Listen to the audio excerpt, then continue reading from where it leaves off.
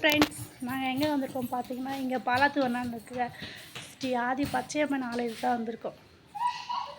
Location பாருங்கள் எப்படி இருக்குது, நல்லா இருக்குங்களா? ஃபுல்லாக கோயில் சுற்றி ஃபுல்லாக மரங்க தான். வழிகட்டி ஏற எல்லாம் ஷீட் போட்டுருக்காங்க. நல்லா சூப்பராக இருக்குது கோயில். சம்பந்தம் உருவானது. இல்லை, அழகான ஃபிஷ்ஷுங்க பாருங்கள், அழகாக இருக்குது.